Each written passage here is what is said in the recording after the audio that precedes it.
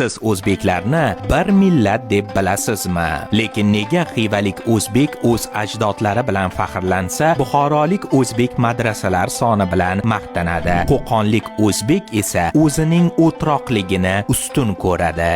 Vengriyalik sayohatchi va poliglot Armeniy Van Beri o'zining 1864-yil bitilgan Markaziy Osiyo bo'ylab sayohat kitobida o'zbeklarni quyidagicha tasvirlaydi.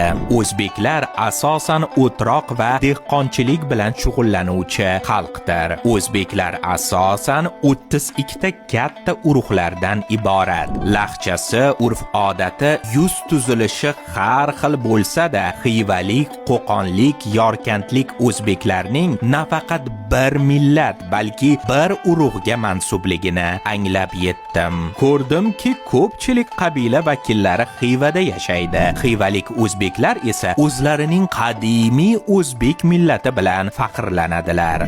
Tabiatan xivalik o'zbeklar boshqa qabiladoshlaridan soddadillik va ochiq ko'ngilliliklari bilan ajralib turadilar. Eng buyuk o'zbek shoiri Alisher Navoiyni 3 ta xonlikda hamma biladi va birdek faxrlanadi. Buxorolik o'zbeklar esa ko'p madrasalarni ko'z qilishni yaxshi ko'radilar. Ularning aytishicha, Buxoroda 360 ta madrasa bor, lekin ularning soni 80 dan oshmaydi. Bizga ma'lum bo'lgan Osiyo shaharlari ichida eng qattiq qo'l politsiya aynan Buxoroda joylashgan. O'zbeklar Buxoroda hukmron xalq hisoblanadi, chunki amirning o'zi ham Mang'it qabilasidan bo'lgani bois mamlakat qurolli kuchlarini asosan o'zbeklar tashkil qiladi. Qo'qonlik o'zbeklar aholining chinakam o'troq qismini tashkil qiladi va o'z turiga ko'ra Xiva haqidagi bobda aytib o'tilganidek Buxoro va Xivadagi o'zbeklardan